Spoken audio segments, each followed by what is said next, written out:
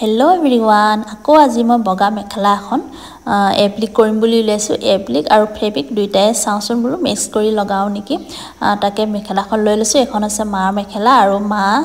ওচৰে পাছৰে নামঘৰলে পিন্ধিবলৈ মানে একদম সিম্পল ডিজাইনৰ এখন বনাব দিছে হেতু কাৰণে ভাবিলো ধুনিয়াকৈ এনেকৈ এপ্লিক আৰু ফেব্ৰিক লগকৈ একদম সৰু সৰুকৈ ফুল বনাই মাক দি পঠাম বুলি ভাবিছো আৰু এয়া যিখিনি আমাৰ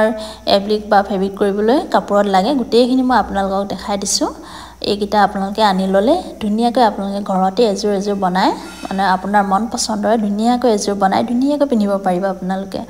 আৰু এইখিনি পাথৰখিনি গম পাইছে ন মই আগৰ ভিডিওটো দেখাইছো এইখিনি হৈছে মই ফ্লিপকাৰ্টৰ পৰা আনা আৰু পাথৰখিনি বৰ ধুনিয়া জিলকি থাকে যেটা আপোনালোকে লগাই পিন্ধিব সম্পূৰ্ণকৈ তেতিয়াই খুব ভাল লাগে এনে দেখুতে বাৰু ধৰিব পৰা নাই তাৰ পাছতে এইবিলাক ৰিবন বিলাক দেখিছনে ফুলৰ ৰিবন এইবিলাক আছে কাটি ল'ব লাগিব